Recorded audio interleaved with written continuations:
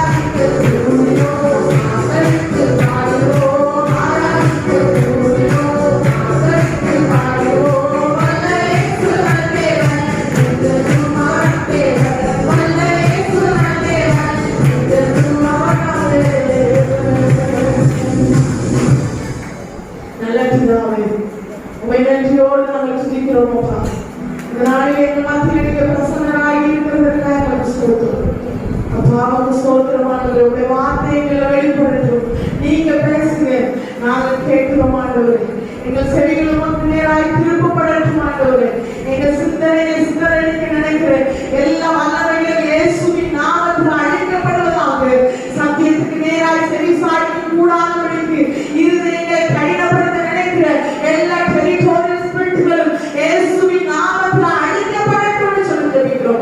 கர்த்தர் ஆளுகை செய்கிறாங்க. ஆவியானவரே ஆளுகை இடம் முழுவதும் வியாபித்திருப்பதாக நீங்க ஆசீர்வதிப்பீராக. அடிமை மறைத்து நீங்க வெளிப்படுங்க. உங்க சத்தம் துணைக்கப்படட்டும். இயேசு கிறிஸ்துவின் மூலம் ஜெபிக்கிறேன் நல்ல பிதாவே. ஆமென். ஹalleluya. ஹalleluya. அவர் நடுவிலே வாசம் பண்ணுகிற கர்த்தர். ஹalleluya. ஹalleluya.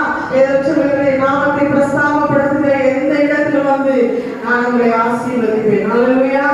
எங்க 2 பேர் 3 பேர் கூடி இருக்கிறார்களோ அவர்கள் மத்தியில வறுமையில இருக்கிறேன். ஹalleluya. இருக்கிறேன்னு வாக்குப்படி இருக்கிறார். ஹalleluya. அவர் நம் நடுவில் இருக்கிறார். ஆமென். அவர் நம் நடுவில் இருக்கிறார். ஹalleluya. எத்தனை பேர் விசுவாசிக்கிறீங்க? ஆமென். கர்த்தர் நம் நடுவில் இருக்கிறார். ஆமென். ஹalleluya. நான் தியானத்துக்கு எடுத்துக்கொண்டதான வேத பகுதி லேவியராகமத்தின் புத்தகம் 26ஆம் அதிகாரம் 12ஆம் வசனம். நான் உங்கள் நடுவிலே உலாவி உங்கள் தேவனாய் இருப்பேன். நீங்கள் என் ஜனமாய் இருப்பீர்கள். ஹalleluya. அதுக்கு மேல ஒரு வசனத்தை வாசிப்போம். 11ஆம் வசனம். உங்கள் நடுவில் என் வாசஸ்தலத்தை ஸ்தாபிப்பேன். என் ஆத்துமா உங்களை அரோசிப்பதில்லை. நான் உங்கள் நடுவிலே உலாவி உங்கள் தேவனாய் இருப்பேன். நீங்கள் என் ஜனமாய் இருப்பீர்கள். ஹalleluya. ஹalleluya. கர்த்தருக்கு நானே அவர் வாக்குப்படுகிறார். நான் உங்கள் நடுவில் என்ன செய்வேன்? வாசம் பண்ணுவேன். ஹalleluya. கர்த்தர் நம் நடுவிலே வாசம் பண்ணுகிற தெய்வம். ஆமென். எத்தனை பேர் விசுவாசிக்கிறீங்க? இன்னைக்கு இந்த ஆராதனை நேரத்துல கர்த்தர் நம் நடுவில் இருக்கிறார். ஹalleluya. ஹalleluya. கர்த்தர் கோடான கோடி தூதர்களோடு அவருடைய ஆராதனை பார்க்க ஆசையாய் இருக்கிறார் என்று நாம் வேதத்துல வாசிக்கிறோம். ஆமென். ஹalleluya. கர்த்தர் நம் நடுவில் இருக்கிறார். ஆமென். ஹalleluya. எசேக்கியேல் 37 26 27 நான் அவர்களோடு சமாதான உடன்படிக்கை செய்வேன். அது அவர்களுக்கு நித்திய உடன்படிக்கையாய் இருக்கும். நித்திய உடன்படிக்கையாய் இருக்கும். நான் அவர்களை நிலைப்படுத்தி அவர்களை வர்த்திக்க பண்ணி அவர்கள் நடுவிலே என் பரிசுத்த ஸ்தலத்தை என்றென்றைக்கும் ஸ்தாபிப்பேன். அவர்கள் நடுவிலே என் பரிசுத்த ஸ்தலத்தை என்றென்றைக்கும் ஸ்தாபிப்பேன். என் வாசஸ்தலம் அவர்களிடத்தில் இருக்கும். என் வாசஸ்தலம் அவர்களிடத்தில் இருக்கும். நான் அவர்கள் தேவனாய் இருப்பேன். நான் அவர்கள் தேவனாய் இருப்பேன். அவர்கள் என் ஜனமாய் இருப்பார்கள். ஹalleluya. ஹalleluya. லேவியராகமத்தின் புத்தகத்துல பார்த்தோம். நான் அவர்கள் நடுவிலே உலாவி அவர்கள் தேவனாய் இருப்பேன். அவர்கள் என் ஜனமாய் இருப்பார்கள். இங்க வாசிக்கிறோம். என் வாசஸ்தலம் அவர்களிடத்தில் இருக்கும். நான் அவர்கள் தேவனாய் இருப்பேன். அவர்கள் என் ஜனமாய் என்ன செய்வார்கள்? இருப்பார்கள். லேவியராகமம் 26:11 வாசிக்கும் போது நான் உங்கள் நடுவில் என் வாசஸ்தலத்தை என்ன செய்வேன்? ஸ்தாபிப்பேன். ஹalleluya. ஸ்தாபிப்பேன். அதை கட்டுவேன், நிலைப்படுத்துவேன் என்று வாக்குப்படுகிறார். ஹalleluya. ஹalleluya. எசேக்கியேல் 37:26 வாசிக்கும் போது நான் அவர்களை நிலைப்படுத்தி ஸ்தாபிப்பேன் அப்படின்னு சொல்லி லேவியராகமத்துல வாசிக்கிறோம். எசேக்கியேல்ல வாசிக்கிறோம் நிலைப்படுத்தி. அவர் என்ன நிலைப்படுத்தி அவர்கள் நடுவில் என்ன செய்வேன்? பரிசுத்த ஸ்தலத்தை என்றென்றைக்கும் ஸ்தாபிப்பேன். ஹalleluya. ஹalleluya. கர்த்தர் நம் நடுவிலே வாசம் பண்ணுகிற கர்த்தர். சங்கீதத்துல வாசிக்கிறோம், சகோதரர் ஒருமித்து வாசம் பண்ணுகிறது எத்தனை நன்மையும் எத்தனை இன்பமானது. அங்கே கர்த்தர் என்ன செய்கிறாரா? ஆசீர்வாதத்தை ஜீவனை கட்டளையிடுகிறாரா. ஒரு சகோதரர் ஒருமித்து வாசம் பண்றதுலயே அவ்வளவு பெரிய ஆசீர்வாதம் இருக்குமே. ஆனால் கர்த்தர் நம்மோடு வாசம் பண்ணும் போது, அவர் நம் நடுவில் இருக்கும் போது எப்படிப்பட்ட ஆசீர்வாதங்கள் இருக்கும். ஹalleluya. ஹalleluya. அவருக்கு முன்னாடி எல்லாமே நமக்கு தான். ஹalleluya. நம் பிள்ளைகளானால் சுதந்திரராமே, அவருடைய உடல் சுதந்திரராமே என்று சொல்லி நம்ம வேதத்துல வாசிக்கிறோம். ரோமர்ல வாசிக்கிறோம். அப்படியானால் அவருக்கு உண்டான எல்லாமே நமக்கு தான். அப்ப கர்த்தர் நம்ம நடுவுல வந்து வாசம் பண்ணிட்டாருன்னு சொன்னா நம்ம வாழ்க்கையில ஆசீர்வாத தடைகள் என்ன செய்யாது? இருக்காது. ஹalleluya.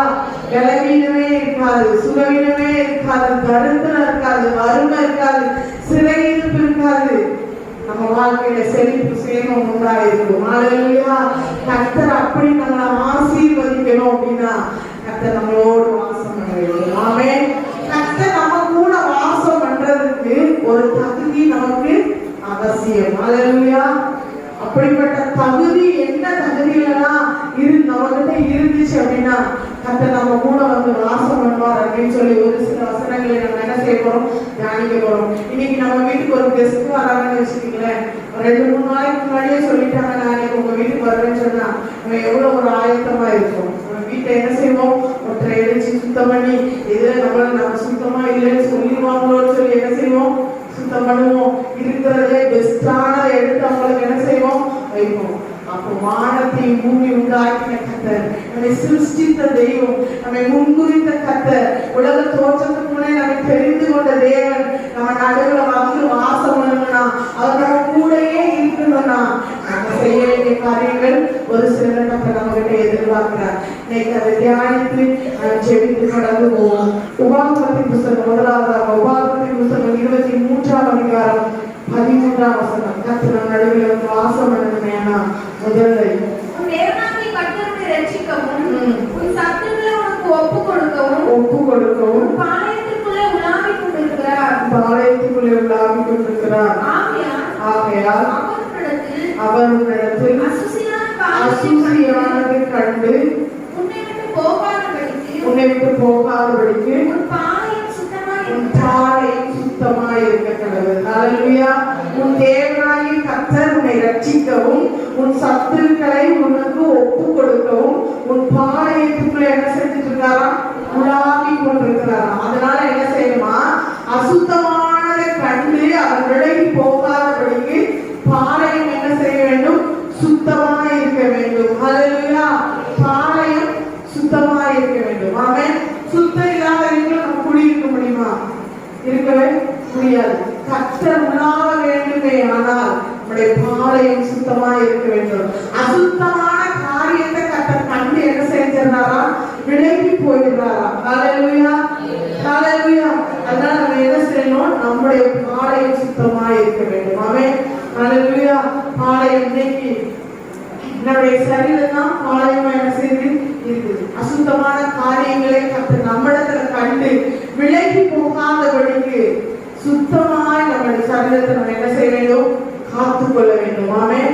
ஏதோ சோப்பு போட்டு வெளியே சோப்பு போட்டு குளிக்கிறதுனாலயோ சென்ட் அடிச்சுக்கிறதுனாலயோ நம்முடைய ஆலயம், நம்முடைய சரீரம், நம்முடைய பாளையம் என்ன செய்ய போறதில்ல, சுத்தமாக்கப்பட போவதில்லை.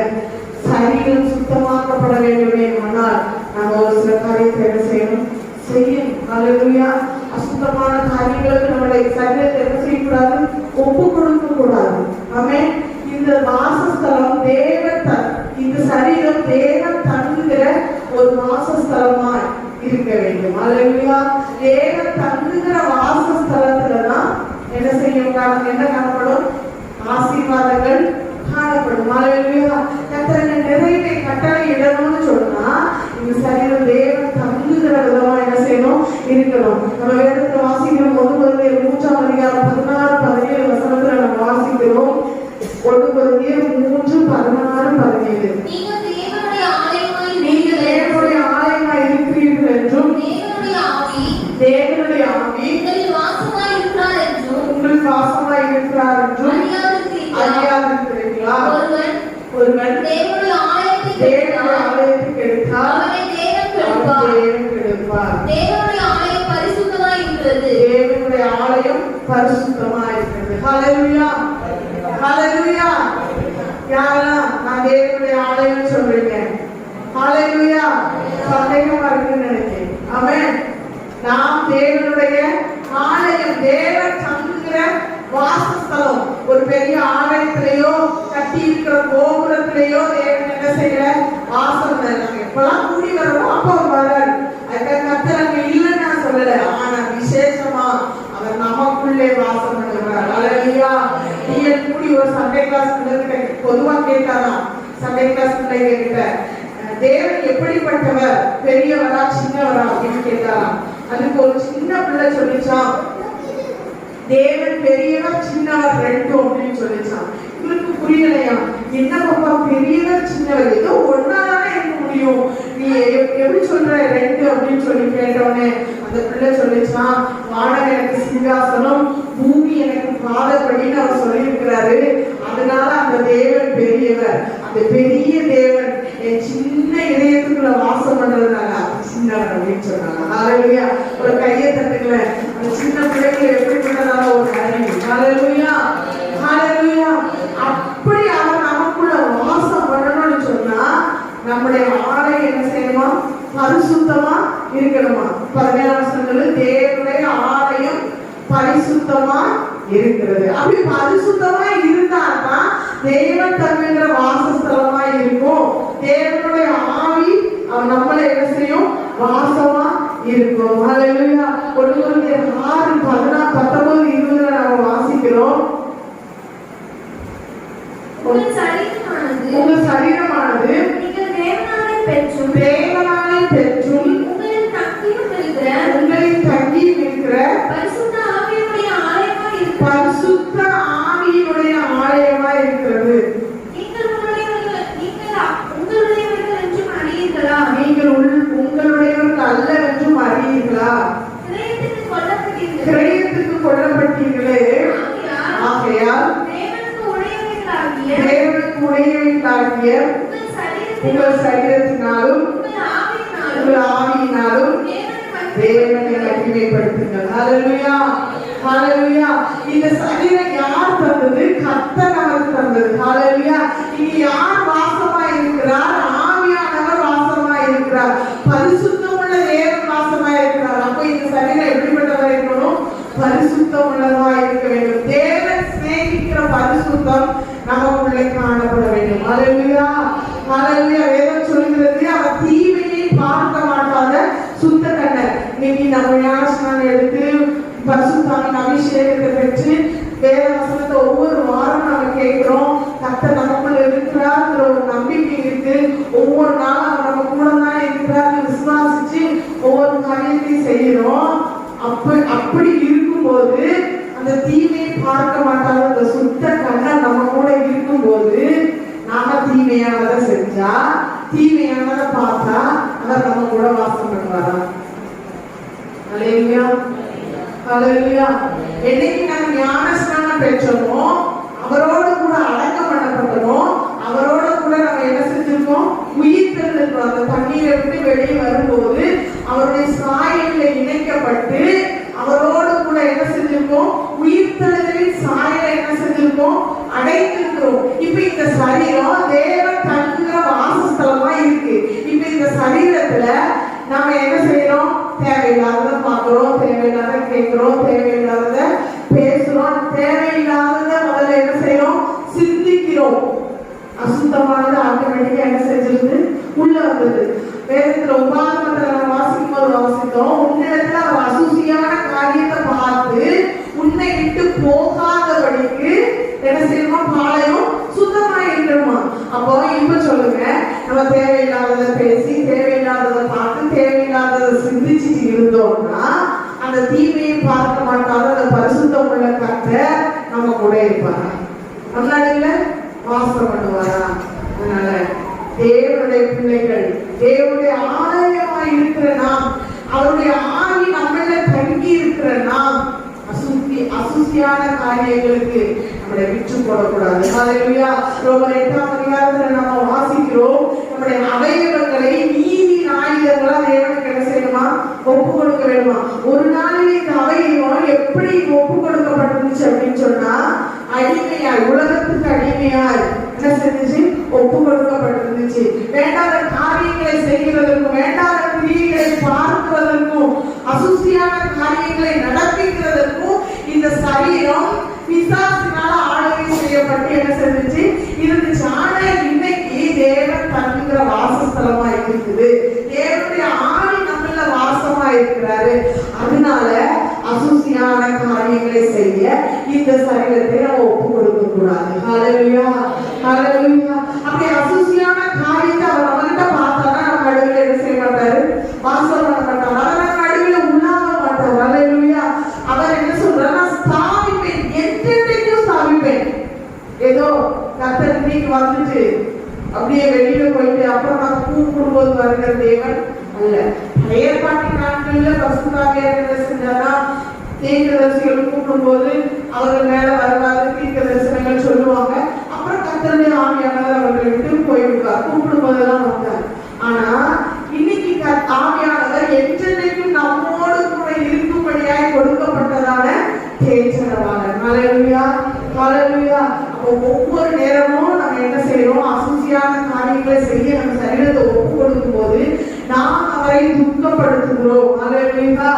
அப்படி துக்கப்படுத்திட்டே இருந்தா அப்படி கொஞ்ச நாளைக்கு அவர் என்ன செஞ்சுருவாரு, விட்டு விலகி போயிடுவார். அவர் வரும்போது நமக்கு தெரியும், போகும்போது தெரியாது. ஆறுபடி போடும் ஆரவாரத்தோடும் வருவார். போகும்போது சைட்ல போயிடுவார். ஆனா பிசாசு என்ன தெரியுமா, உள்ள வர்றது தெரியாது, போகும்போது அலங்கழிச்சுட்டு போகும். ஆனா நம்ம சரீரம் தேவனுக்கு பிரியமா இருந்துச்சுன்னு சொன்னா நம்ம கூடயே என்ன செய்வாரு, வாசம் பண்ணுவார். ஹல்லேலூயா, ஹல்லேலூயா. அந்த 1 கொரிந்தியர் 6ஆம் அதிகாரம் 20ஆம் வசனத்தை மறுபடியும் வாசிக்கிறேன்.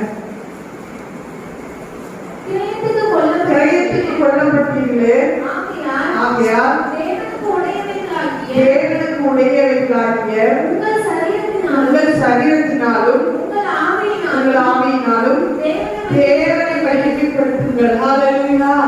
அவர் நம்மை அவருடைய ரத்தத்தை சிந்தி விலைக்கிரயமாய் சிந்தி பிசாசின் கிரியைக்கு அடிமைப்பட்டிருந்த நம்மை, பிசாசின் கையில இருந்த நம்மை அவர் என்ன செஞ்சாரு, விலைக்கிரயம் செலுத்தி சிலுவையில ரத்தத்தை சிந்தி நம்மளை என்ன செஞ்சிருக்காரு, மீட்டெடுத்திருக்காரு, கிரயம் கொடுத்து வாங்கியிருக்காரு. அதனால அவருக்கு உடையவைகளாகிய நம்ம சரீரத்தினால என்ன செய்யணும், தேவனை மகிமைப்படுத்தணும். நாம நினைக்கிறோம் இது ஏன் சரீரம், இது எனக்குரியது, எனக்கு சொந்த, நான் என்ன வேணாலும் பண்ணுவேன் அப்படின்னு சொல்லி நாம என்ன செய்ய முடியாது, வாழ முடியாது. என்னைக்கு இயேசு நமக்காக ரத்தம் சிந்தி நம்மளை மீட்டெடுத்தாரோ அன்னைக்கு இந்த சரீரம் யாருக்கு, தேவனுக்குரியது. அவருக்கு என்ன பிரியமோ, அவருக்கு என்ன பிடிக்குமோ அதை தான் நம்ம என்ன செய்யணும், செய்யணும். ஏன்னா எஜமானுக்கு பிடிக்காத ஒரு காரியத்தை செஞ்சா வேலைக்காரன் மேல பிரியமா இருப்பாரா, பிரியமா இருக்க மாட்டார். அதே போலதான் இந்த சரீரம் தேவனுக்கு சொந்தமானதுன்னு சொல்லி அவருக்கு பிரியமானது, அவரை மகிமைப்படுத்துகிற காரியத்தை மாத்திரம்தான் நம்ம செய்யணும். ரோமர் 1ஆம் அதிகாரம் 21ஆம் வசனத்துல நம்ம வாசிக்கிறோம், அவர்கள் அவரை தேவன் என்று அறிந்தும் தேவனை மகிமைப்படுத்தாமலும் ஸ்தோத்திரியாமலும் இருந்ததுனால தங்கள் சிந்தனையினால என்ன செஞ்சாங்களா, வீணரானார்கள். ஹல்லேலூயா. இப்போ சிந்தனை எப்படி ஆயிட்டு, வீணாய் போற சிந்தையா மாறி, தேவனை நினைக்கிற சிந்தை இல்ல, தேவனை ஆராதிக்கிற சிந்தை இல்ல, தேவனை மகிமைப்படுத்துற சிந்தை இல்ல. அதனால இப்ப இருதயம் என்னாச்சு, இருள் அடைஞ்சு போச்சு. ஹல்லேலூயா. இந்த இருதயத்துல ஆவியானவர்ங்கிற வெளிச்சம் அங்க என்ன செய்யல, இல்ல, நற்கிரியைங்கிற வெளிச்சம் இல்ல. இருதயம் என்ன செஞ்சுச்சு, ஆட்டோமேட்டிக்கா இருள் அடைஞ்சு. காரணம் என்ன, தேவனை மகிமைப்படுத்த வேண்டிய இடத்துல தேவன் துக்கப்பட்டு கொண்டிருக்கிறார். ஹல்லேலூயா. இன்னைக்கு ஒரு விஷயம் நம்மளை ஆராய்ந்து பார்க்க போகிறோம். ஆண்டவரே, எந்த விஷயத்துல நான் உங்களை துக்கப்படுத்திட்டு இருக்கேன், இதனால என் இருதயம் எந்த பகுதியில இருள் அடைஞ்சிருக்கு. ஒருவேளை நீங்க நினைக்கலாம் முழுசும் இருள் அடையல, சரியான ஒரு ஓரத்துலதான் இருக்காரு, அப்படியே நான் மெயின்டைன் பண்ணிட்டேன் நீங்க நினைக்கலாம். ஆனா அது ஒரு நாள் நம்ம எப்படி விழுகிறது நமக்கு தெரியாது. ஹல்லேலூயா. கொஞ்சம் இருள் அப்படியே ஆட்டோமேட்டிக்கா முழுவதையும் இருள் ஆக்கிவிடும். அதற்கு நாம் விட்டு கொடுக்க கூடாது. ஹல்லேலூயா. அந்த இருள் அடைந்ததுனால வேதம் சொல்கிறது, மத்தேயு 12:43, 44, 45 நம்ம வாசிச்சோம்னு சொன்னா, ஒரு நாள் என்ன செஞ்சுச்சு, இந்த இருதயம் இருளின் ஆதிக்கத்துலதான் என்ன செஞ்சுச்சு, இருந்துச்சு. பேருல நம்ம வாசிக்கிறோம், அந்த வார இருளில் நின்று நம்மை ஆச்சரியமான ஒளிக்கு என்ன செஞ்சிருக்காரா, அழைத்திருக்கிறார். ஹல்லேலூயா. ஒரு நாள் இந்த இருதயம் இருளதான் இருந்துச்சு. காரணம் என்ன, பாவம், தேவனுக்கு பிரியமில்லாத காரியங்கள், தேவனை மகிமைப்படுத்தாத காரியங்கள் இருந்ததுனால கர்த்தர் வாசம் பண்ணுற இருதயமா இல்ல. அதனால என்ன செஞ்சிச்சு, இருள் அடைஞ்சு இருந்துச்சு. அந்த இருள் நம்மளை விட்டு விலகின உடனே கர்த்தர் வாசம் பண்ண ஆரம்பிச்சார். இப்போ மறுபடியும் இருதயம் என்ன செஞ்சு போச்சு, இருள் அடைஞ்சு போச்சு. காரணம் என்ன, மகிமைப்படுத்தல. தேவன் தான் ரட்சித்தான்னு தெரியும், தேவன் தான் அபிஷேகித்தான்னு தெரியும், கூட தேவன் இருக்கிறான்னு தெரியும், இது தேவனுக்கு பிரியமில்லைன்னு தெரியும். ஆனால் இந்த இந்த சரீரத்தினால ஆவியினால தேவனை மகிமைப்படுத்தாதனால இந்த இருதயம் இருள் அடைஞ்சு போச்சு. இந்த இருதயம் இருள் அடைஞ்சதுனால வேதம் சொல்லுகிறது, பொல்லாத ஆவி ஒரு மனுஷனோடு போகும்போது எல்லா பக்கமும் அழைச்சி திரிஞ்சிட்டு இடைப்பாறுதல் அடையாத தான் விட்டு வந்த வீடு எப்படி இருக்குன்னு என்ன செய்வான், பார்க்க வருவான். அப்படி பார்க்க வரும்போது இந்த வீடு எப்படி இருக்குமா, ஃபர்ஸ்ட் ஒன் பெருமையாக்கப்பட்டதாகி எப்படி இருக்குமா, இங்க யாரும் இல்ல, வாசம் பண்ண வேண்டிய ஆவியானது இங்க என்ன செய்யல இல்ல. காரணம் என்ன, அசுசி இருதயத்துக்குள்ள வந்துட்டு இருள் என்ன செஞ்சுட்டு உள்ள வந்ததுனால ஆவியானவர் என்ன செய்யல இல்ல, வெறுமையாக்கப்பட்டது. இரண்டாவது பெருக்கி ஜோடிக்கப்பட்டிருக்கு. ஹல்லேலூயா.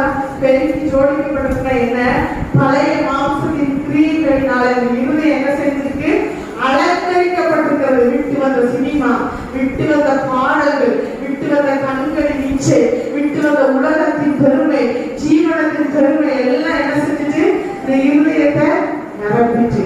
நிரப்புறோடனே போய் தண்ணீர் கொள்ளாத 7 ஆவிகள் என்ன செய்யணும், கூட்டி வந்து குடியிருக்குமா. நான் அதை கற்பனை பண்ணி பார்த்தேன். ஒரு 8 எக்ஸ்ட்ரா ஒரு 7, அப்ப எத்தனை,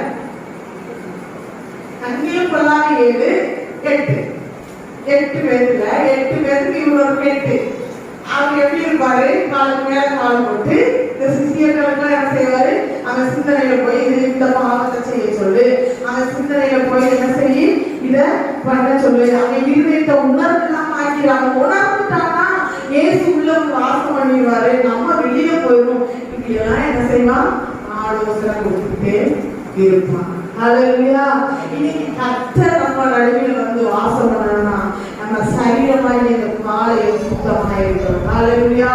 தீமையை பார்க்க மாட்டாத சுத்த கண்ணருக்கு முன்பதாக கர்த்தர் சேவிக்கிற பரிசுத்தம் நம்ம காணப்பட வேண்டும். ஹல்லேலூயா. 2 கொரிந்தியர் 7ஆம் அதிகாரம் 1ஆம் வசனம் இப்படி சொல்லுகிறது, இப்படிப்பட்ட வாக்குத்தத்தங்கள் நமக்கு உண்டாயிருக்கிறபடியா மாம்சத்திலும் ஆவியிலும் உண்டான எல்லா அசுசியும் நீக்கி நம்மை சுத்திகரித்துக் கொண்டு பரிசுத்தமாவதை தேவ பயத்தோடு பூரணப்படுத்த கடவுள். ஹல்லேலூயா. ஹல்லேலூயா. மாம்சத்திலும் ஆவியிலும் உண்டான எல்லா அசுசியும் நீங்கன்னா பரிசுத்த ஆவியானவர் நம்ம கூட இருந்தா தான் அது எல்லாம் மாறும். ஹல்லேலூயா. கர்த்தருக்கு நம்ம நடுவில் வாசம் பண்ணணும்னு சொன்னா நம்முடைய இருதயம் தேவன் தங்குகிற வாசஸ்தலமா இருக்க வேண்டும். ஹல்லேலூயா. ஹல்லேலூயா. தேவன் தங்குகிற வீடா வாசஸ்தலமா மாறணும். ஆமென். ஹல்லேலூயா. அப்படிப்பட்ட கிருபைகளை கர்த்தர் நமக்கு தருவார். இன்னொரு வசனத்தை வாசிப்போம். சகரியா தீர்க்கதரிசியின் புத்தகம் 2ஆம் அதிகாரம் 10ஆம் வசனம். சீயோன் குமாரத்தியே கெம்பீரித்து பாடு, இதோ நான் வந்து உன் நடுவில் வாசம் பண்ணுவேன் சேனைகளை கர்த்தர் சொல்லுகிறார். ஹல்லேலூயா. சீயோன் குமாரத்தியே கெம்பீரித்து பாடு. ஆமென். சீயோன் குமாரத்தி யாருங்க, நாம தான். இயேசுவின் இரத்தத்தினால கழுவப்பட்டு அவரோடு உடன்படிக்கை பண்ணப்பட்டு அவருடைய பிள்ளைங்கிற அதிகாரத்தை யாரெல்லாம் பெற்றுக்கிறாங்களோ அவங்க தான் சீயோன் குமாரத்தியா இருக்கிறார்கள். ஹல்லேலூயா. அந்த சீயோனின் மணவாளனாகிய கிறிஸ்துவுக்கு சொந்தமானவர்கள் நாம். ஹல்லேலூயா. இப்ப இந்த சீயோன் குமாரத்தி எப்படி இருக்கணுமா, கெம்பீரித்து பாடணுமா. ஆமென். ஹல்லேலூயா. சத்தமா பாடணும், கையை தட்டி வேகமா சத்தமா என்ன செய்யணும், பாடணும். நம்ம பாடுறது பக்கத்துல இருக்கிறவங்களுக்கு கேட்காத அளவுக்கு பாடணும்னா கர்த்தர் நம்ம நடுவில் வந்து வாசம் பண்ண முடியாது. ஹல்லேலூயா. ஹல்லேலூயா. கர்த்தர் நம்ம நடுவில் வந்து வாசம் பண்ணணும்னா நாம அவர் கேட்கிற மாதிரி ஆராதிக்கணும். ஆமென். ஹல்லேலூயா. இப்போ ஒருத்தர் கூப்பிடுறோம்னு வச்சுக்கீங்களேன், ஒருத்தர் கூப்பிடுறோம், நம்மளுக்குள்ளேயே சிம்பரா அப்படின்னு கூப்பிட்டா அவளுக்கு கேட்குமா, கேட்காது. அப்ப நம்ம என்ன செய்யணும், அவளுக்கு கேட்கிற மாதிரி கூப்பிடணும். அப்படின்னா கர்த்தருக்கு கேட்கிற மாதிரி நம்ம ஆராதிக்கணும். ஹல்லேலூயா. கெம்பீரித்து பாட வேண்டும். ஆமென். ஹல்லேலூயா. கெம்பீரித்து பாடணும்னு சொன்னா பாட்டு உள்ளத்துல இருந்து வரணும். ஆமென். அதான் நம்ம முதல் பாட்டுல பார்த்தோம். இங்க இருதயம் ஆவியானவர் தங்கினா மட்டும்தான் அந்த பாட்டு ஆட்டோமேட்டிக்கா என்ன செய்யும், வரும்.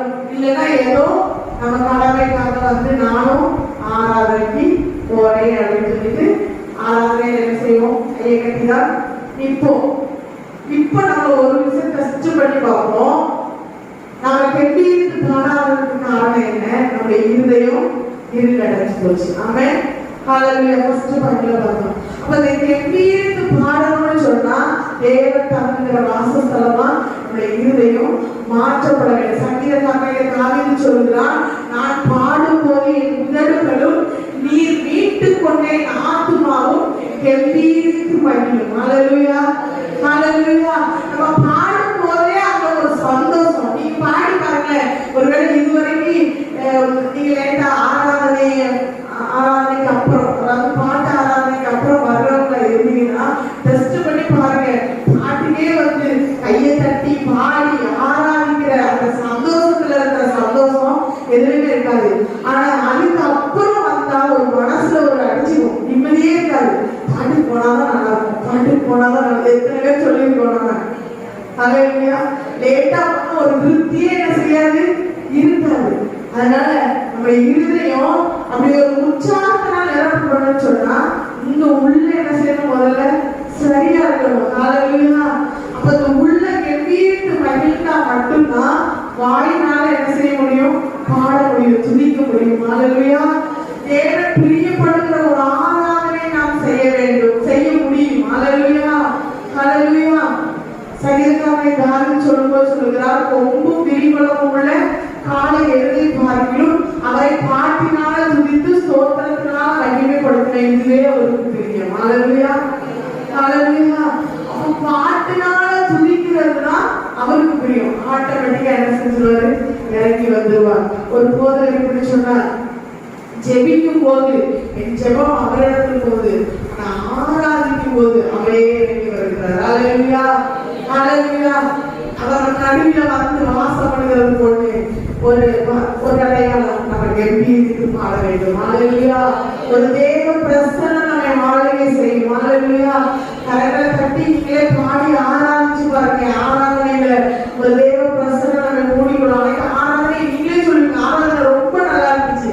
ஆனா எல்லாரும் ஆராதிப்பாங்க, நீங்க மட்டும் அமைதியா நின்று பாருங்க, பிரசனத்தை உணரவே முடியாது. ஆராதனை எப்படி இருந்துச்சு, ஏதோ இருந்துச்சு போயிட்டு வந்தேன் அப்படின்னு சொல்லுவீங்க. ஆனா மற்றவங்க சொல்லுவாங்க, ஆராதனை ரொம்ப நல்லா இருந்துச்சு, சந்தோஷமா இருந்தேன், மகிழ்ச்சியா இருந்தேன்னு சொல்லுவாங்க. காரணம் என்ன? நாம தான் காரணம். ஹalleluya.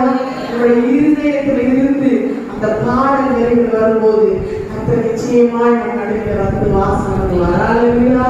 ஹalleluya. ரோமர் 12:1 சொல்லும்போது நம்முடைய சரீரத்தை ஜீவ வழியா ஒப்பு கொடுத்து அவரை ஆராதிக்கணும். ஹalleluya. ஹalleluya. அந்த கையை என்ன செய்யணும், கட்டி ஆராதிக்கணும். இந்த வாய் திறந்து என்ன செய்யணும், பாடி ஆராதிக்கணும். அப்படிப்பட்ட ஆராதனையில தான் கர்த்தர் என்ன செய்யறாரு, பிரியப்படுகிறார். உண்மையா ஆராதிக்கணும். ஆமென். ஹalleluya. அப்பதான் கர்த்தர் நடுவில் வந்து என்ன செய்வாரு, வாசம் பண்ணுவார். ஹalleluya. ஹalleluya. நான் முதல்ல சொன்னேன், நாமத்தை பிரஸ்தாபப்படுத்துகிற எந்த ஸ்தானத்தில் வந்து உங்களை ஆசீர்வதிப்பேன்னு சொன்னார். ஹalleluya. அப்ப நம்ம பாடி ஆராதிக்கிற பிரஸ்தாபப்படுத்துகிற அந்த இடத்துல கர்த்தர் இறங்கி வருகிறார். நம் நடுவில் அவருடைய வாசஸ்தலத்தை ஸ்தாபிக்கிறார். ஹalleluya.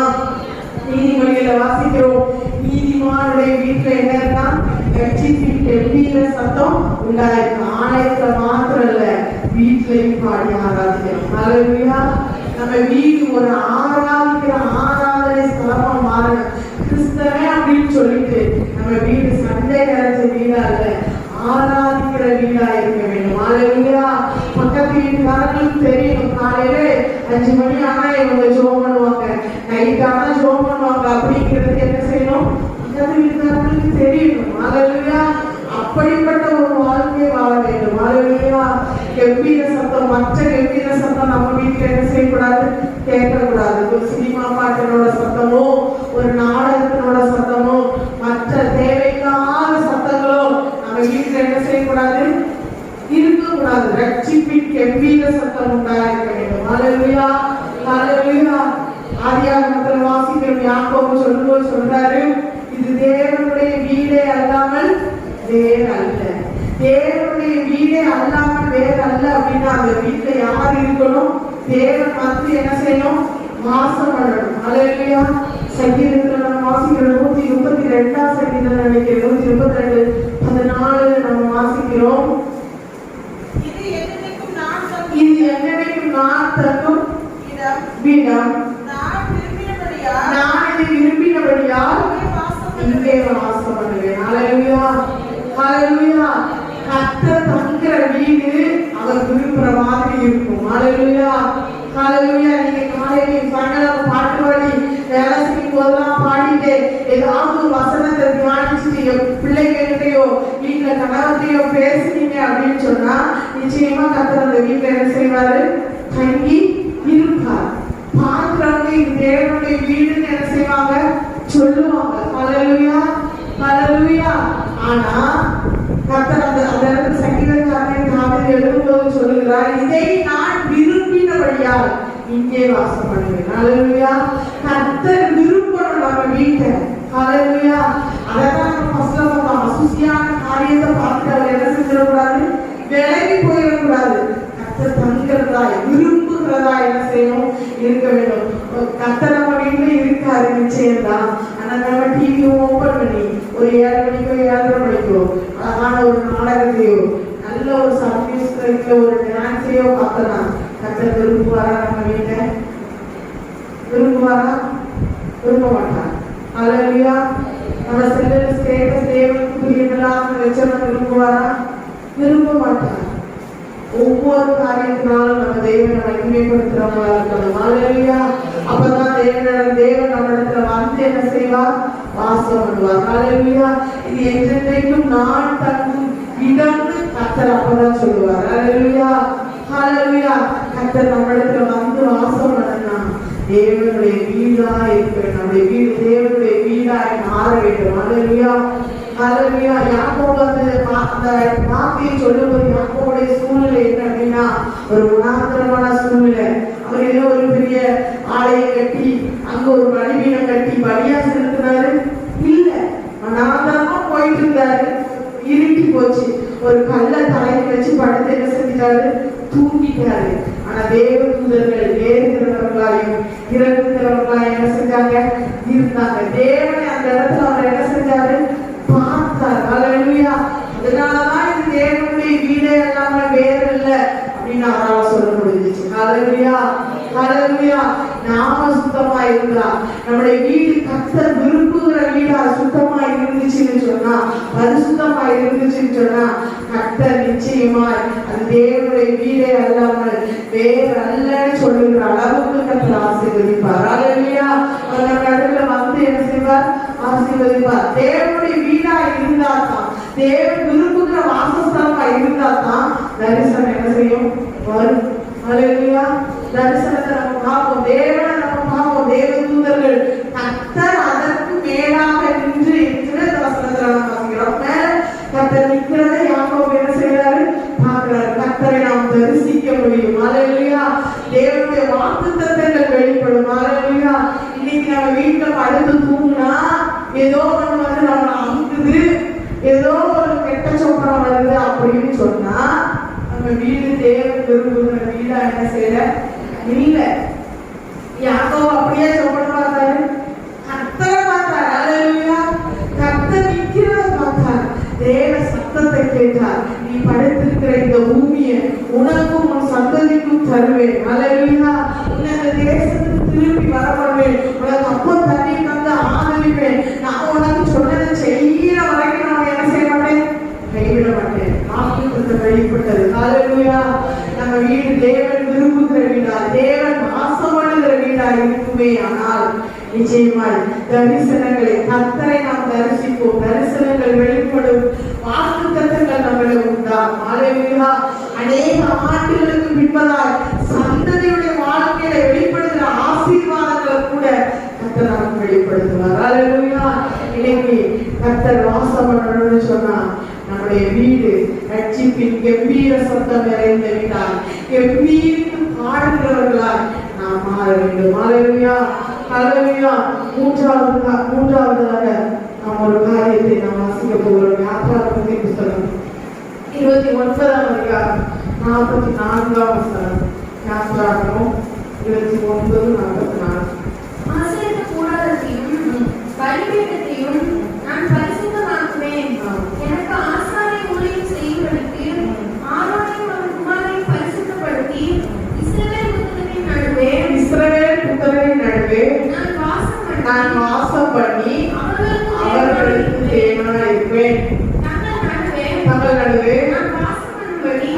நம்மை எகிப்து தேசத்திலிருந்து புறப்பட பண்ணின கர்த்தர் என்று அவர்கள் அறிவார்கள். நானே அவர்கள் தேவனாகிய கர்த்தர். ஹல்லேலூயா, ஹல்லேலூயா. நீ எங்க வாசம் பண்ணுவாராம்? ஆசரிப்பு கூடாரத்துல வாசம் பண்ணுவேன்னு கர்த்தர் சொல்லுகிறார். ஹல்லேலூயா. இஸ்ரவேல் புத்திரரின் நடுவே வாசம் பண்ணி அவர்களுக்கு என்ன செய்வேன்? தேவனாய் இருப்பேன். ஹல்லேலூயா. 43ஆம் வசனம் சொல்லுது, அங்கே இஸ்ரவேல் புத்திரரை சந்திப்பேன், அந்த ஸ்தலம் என்னுடைய மகிமையினால் என்ன செய்யும்? நிரப்பப்படும். ஹல்லேலூயா. எப்போ ஆலய மகிமையினால் நிரப்பப்படுதோ அப்போ கர்த்தர் வந்து என்ன செய்வாரு? வாசம் பண்ணுவார். ஹல்லேலூயா. 2வது பாயிண்ட் சொன்னது போல எப்பீத்து பாடினா மட்டும்தான் அவருடைய மகிமை என்ன செய்யும்? வெளிப்படும். ஹல்லேலூயா, ஹல்லேலூயா. சாலமோன் என்ன செஞ்சாராம்? பலிகளை செலுத்துற வேளையில என்ன செஞ்சு தேவ மகிமை என்ன செஞ்சுச்சு? ஆலயத்தை நிரப்பிச்சு. ஹல்லேலூயா.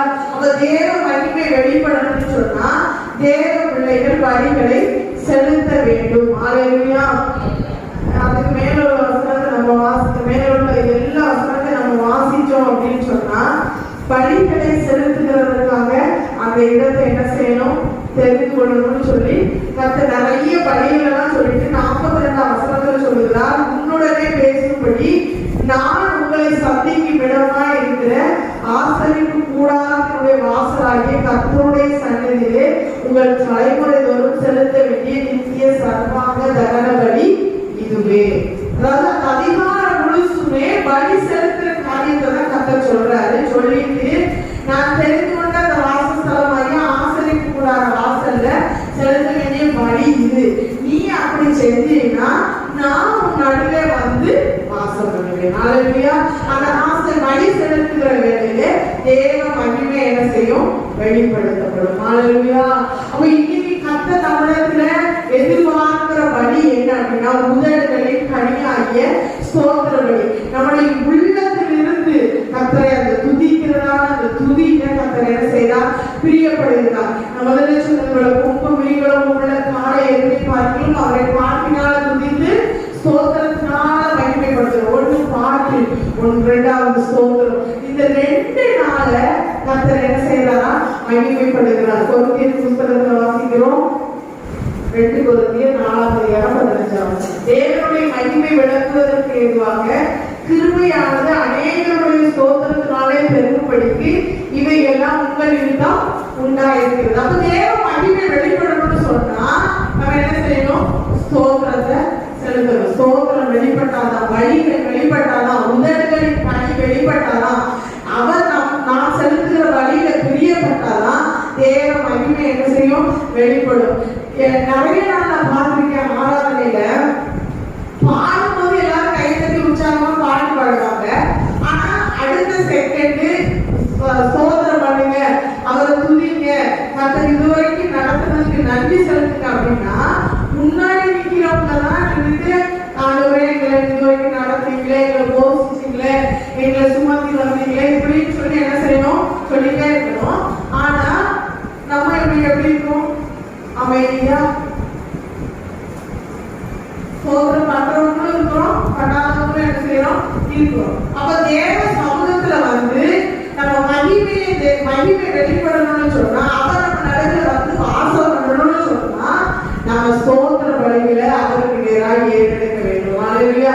நம்ம செலுத்துறதுனால இந்த பலியானது அது சுகந்த வாசனையா தேவ சந்நிதியில போய் எட்டும் போதுதான் அவருடைய மகிமை வெளிப்படுகிறது. ஹல்லேலூயா, ஹல்லேலூயா.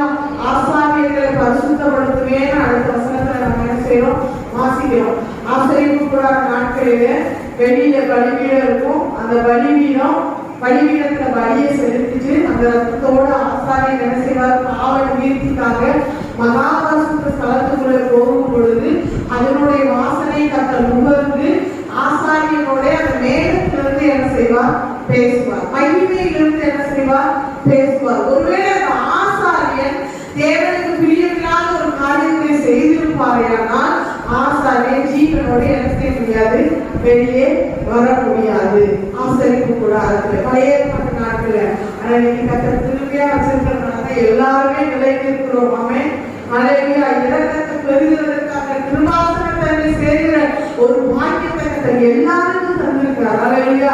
அதனாலதான் நீங்க யாரெல்லாமோ வந்து எப்படி எல்லாமோ வந்து என்ன செஞ்சாங்க பேசுகிறாங்க. அழைக்கப்பட்டவங்களுக்கும் அபிஷேகிக்கப்பட்டவங்களுக்கும் ஒரு வித்தியாசம் உண்டு. அல்லேலூயா.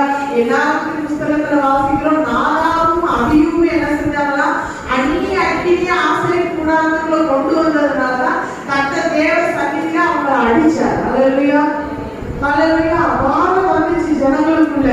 அப்போ தேவனுக்கு பிரியமில்லாத ஒரு காரியம் காணப்பட்டுச்சு அப்படின்னு சொன்னா தேவ மகிமை இந்த இடத்துல என்ன செய்ய முடியாது, வெளிப்பட முடியாது. தேவ நடுவில் வந்து என்ன செய்ய முடியாது, வாசம் பண்ண முடியாது. அப்படின்னா ஒவ்வொரு நாளும் தேவ சமூகத்துக்கு வரும்பொழுதுதான் அந்த உதடுகளின் கனியாகிய ஸ்தோத்திரபடியே அவரை மகிமைப்படுத்தும்படியாய் செலுத்தி அவருடைய மகிமை நம்மள வெளிப்படும்படியாய் நாம் செய்ய வேண்டும். அல்லேலூயா. நடுவில் வந்து வாசம் பண்ணுவார். அல்லேலூயா. அல்லேலூயா.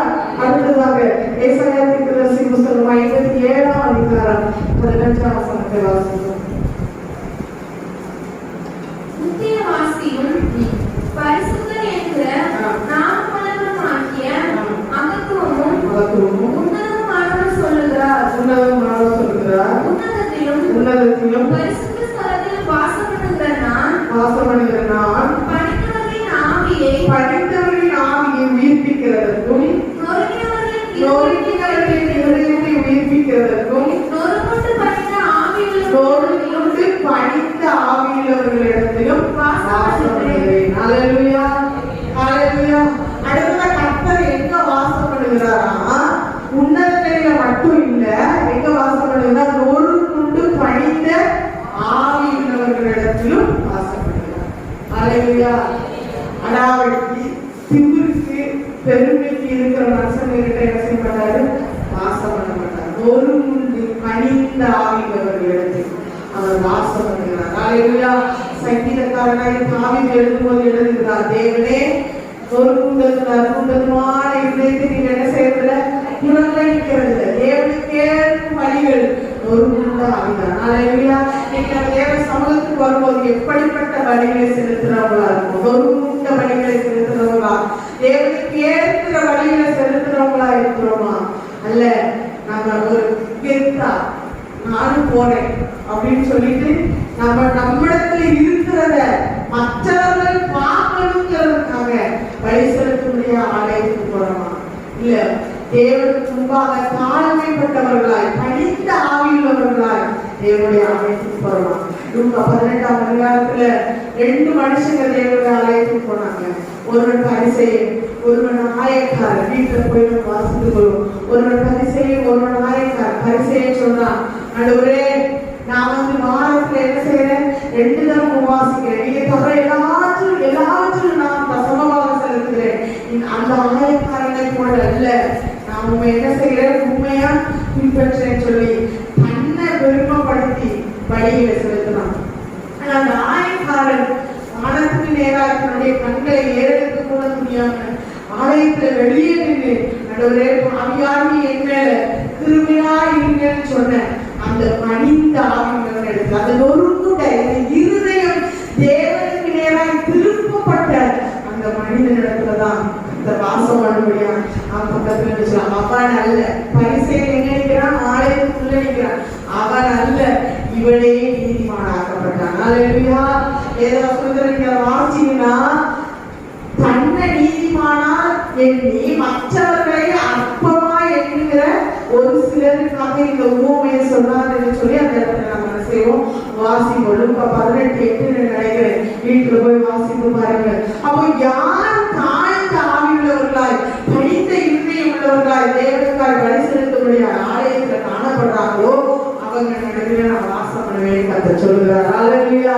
கடைசியா நம்ம ஒரு வசனத்தை நாம் வாசிக்கலாம். சகரியா தீர்க்கதரிசி புத்தகம் 8ஆம் அதிகாரம் 3ஆம் வசனம். சகரியா 8:3.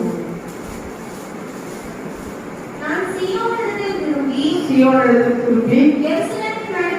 எருசலேமின் நடுவிலே வாசம் பண்ணுவேன். எருசலேம் சத்திய நகரம் என்றும் தேவனுடைய கர்த்தரின் பர்வதம் பரிசுத்த பர்வதம் என்றும் அழைக்கப்படும் கர்த்தர் சொல்கிறார். அல்லேலூயா.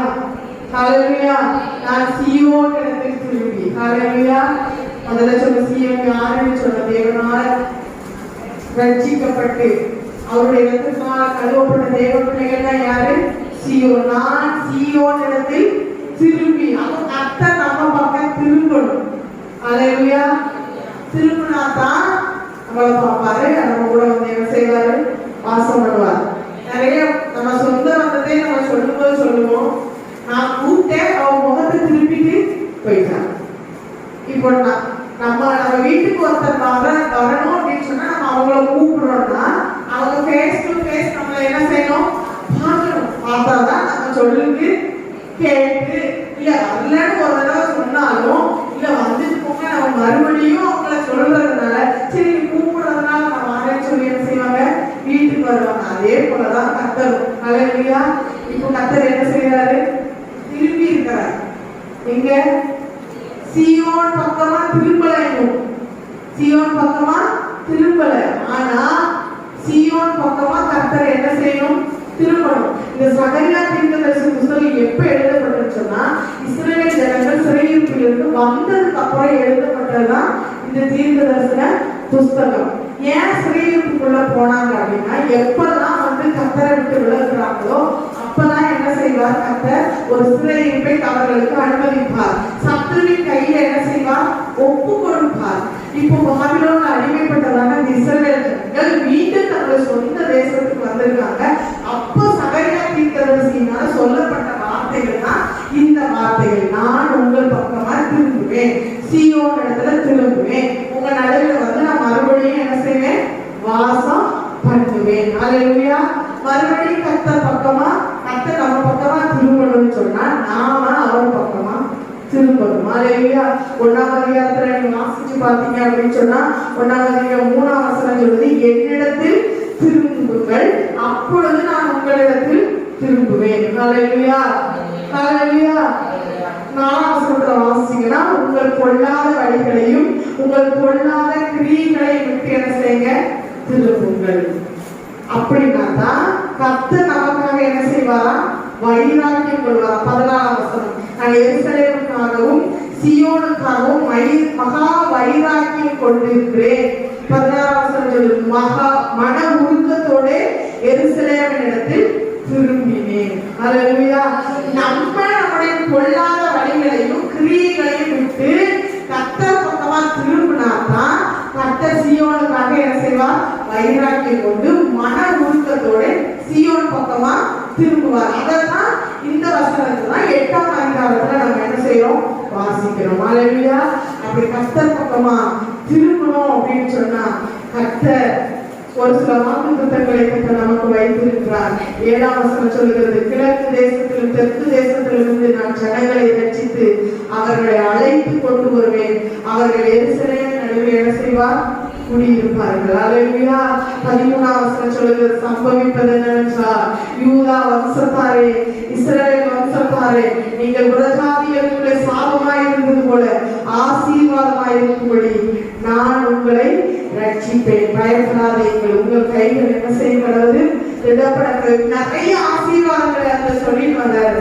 கர்த்தர் சொன்னதை, இன்னைக்கு சொன்னதை நான் உங்களுக்கு சொல்லியிருக்கிறேன். நம்ம கர்த்தர் பக்கமா திரும்பணும்னா அவர் நமக்காய் வைராக்கியம் கொண்டு நம் பக்கமாய் கர்த்தர் திரும்புவார். ஆமோஸ் தீர்க்கதரிசியோடு கர்த்தர் பேசும்போது, தீர்க்கதரிசி மூலமாய் பேசும்போது கர்த்தர் சொல்லுகிறார், என்னிடத்தை திரும்புங்கன்னு சொன்னேன், உங்க கையின் கிரியைகளை அழிச்சு போட்டேன், கருக்காயினால விஷப்படினால உங்க விளைச்சலை தண்டிச்சேன், ஆனால் என் பக்கமா நீங்க என்ன செய்யல? திரும்பாமல் போனீர்கள். உங்க தேசத்துல கொள்ளை நோயை அனுப்பினேன், ஆனாலும் நீங்க என் பக்கமா என்ன செய்யல? திரும்பல. வீட்டுல போய் வாசிச்சு பாருங்க. 4ஆம் அதிகாரம் 6ல இருந்து 12 வசனம் வரைக்கும் வாசிங்கன்னா கர்த்தரோட அங்கலாய்ப்பு என்ன அப்படின்னு சொன்னா, என் பக்கம் நீங்க திரும்பாம போயிட்டீங்க. எத்தனையோ தண்டனைகளை தந்தேன், எத்தனையோ நான் சிரிச்சுட்டு பார்த்தேன், ஆனாலும் என் பக்கமா நீங்க திரும்பல. ஆனா சகரியா தீர்க்கதரிசி மூலமா கர்த்தர் சொல்றார், நீங்க என் பக்கமா திரும்புங்க, பொல்லாத கிரியைகளுக்கு விலகுங்க, நான் உங்க பக்கமா திரும்பி உங்களுக்காய் வைராக்கியம் கொண்டு நான் உங்களை ஆசீர்வதிக்கும்படி ரட்சிப்பேன் என்று கர்த்தர் வாக்குப்படுகிறார். பெரிய மாணவர்களே, இந்நிகழ்ச்சி உங்களுக்கு மிகவும் ஆசீர்வாதமாக இருந்திருக்கும் என கர்த்தருக்குள் விசுவாசிக்கிறோம். இந்நிகழ்ச்சியை குறித்த உங்கள் கருத்துக்களை எங்களுக்கு தெரியப்படுத்த மறவாதிருங்கள். உங்கள் ஜெப உதவிக்கு பாஸ்டர் என் ஜேக்கப், செல் 9442707222 மற்றும் 9943462122. தொடர்ந்து இது போன்ற நிகழ்ச்சிகளை பார்த்து ஆசீர்வதிக்கப்பட கர்மேல் ஓப்பன் பைபிள் சர்ச் என்ற யூடியூப் சேனலை சப்ஸ்கிரைப் செய்து கொள்ளுங்கள். கர்த்தர் உங்களை ஆசீர்வதிப்பாராக.